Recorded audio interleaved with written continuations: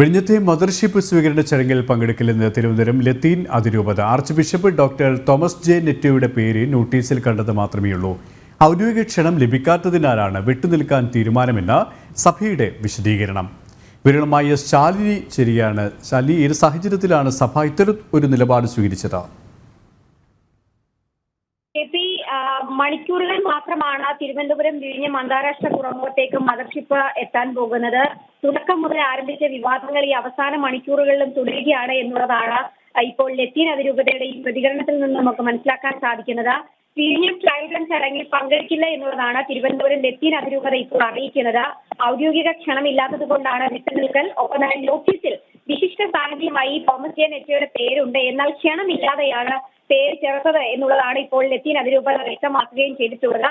ഔദ്യോഗികമായി ക്ഷണിക്കുമെന്ന് വിഴിഞ്ഞം തുറമുഖം അധികൃതർ നേരത്തെ പറഞ്ഞിരുന്നു. പക്ഷേ ബിഷപ്പിനെ നേരിട്ട് കണ്ട് ക്ഷണിക്കാൻ നീക്കമുണ്ട് എന്നുള്ളതായിരുന്നു അവർ അറിയിച്ചത്. പക്ഷേ അതേസമയം അത്തരത്തിലുള്ള ഒരു നടപടിയും ഉണ്ടാകാത്ത സാഹചര്യത്തിൽ കൂടിയാണ് ഈ ഒരു പിന്മാറ്റം എന്നുള്ളതാണ് ലത്തീൻ അതിരൂപത അറിയിക്കുന്നത്. അതേസമയം തന്നെ ജമാഅത്ത് കമ്മിറ്റി വരും ദിവസങ്ങളിൽ പ്രഖ്യാപിച്ചിരുന്ന പ്രതിഷേധമടക്കം ഇപ്പോൾ പിൻവലിച്ചിട്ടുണ്ട് എന്നുള്ള റിപ്പോർട്ടുകൾ കൂടി വരികയാണ്. തുറമുഖ മന്ത്രി VN വാസവനുമായി നടത്തിയ ചർച്ചയിലാണ് ജമാഅത്ത് ഇസ്ലാമി ജമാഅത്ത് കമ്മിറ്റി ഇത്തരത്തിലൊരു തീരുമാനം ഇപ്പോൾ എടുത്തിട്ടുള്ളത് എന്നുള്ളതാണ് നമ്മൾ മനസ്സിലാക്കുന്നത്. വിഴിഞ്ഞം തുറമുഖത്ത് എത്തുന്ന ആദ്യ ചരക്ക് കപ്പൽ സാൻ ഫെർണാണ്ടോയുടെ ബെർത്തിങ് നാളെ രാവിലെ 9:15 കൂടിയാണ് നടക്കാൻ പോകുന്നത്. ഒപ്പം തന്നെ ഇന്ന് രാത്രിയോടെ കപ്പൽ ഇന്ത്യൻ തീരത്ത് എത്തുകയും ചെയ്യും. നാളെ വാട്ടർ സല്യൂട്ട് നൽകിയാകും കപ്പലിനെ സ്വീകരിക്കുക എന്നുള്ളതാണ് മന്ത്രി VN വാസവൻ അടക്കമുള്ളവർ പറഞ്ഞിട്ടുള്ളത്. തുറമുഖത്തെത്തിയ അവസാനഘട്ട പരിശോധനകളെല്ലാം തന്നെ മന്ത്രിയുടെ നേതൃത്വത്തിൽ പൂർത്തിയാക്കിയ ഒരു സാഹചര്യത്തിൽ കൂടിയാണ് ലത്തീൻ അതിരൂപത ഇത്തരത്തിലൊരു പ്രതിഷേധം, ഒപ്പം തന്നെ ഇത്തരത്തിൽ ചടങ്ങിൽ നിന്ന് വിട്ടുനിൽക്കുന്ന ഒരു നടപടിയും തീരുമാനവും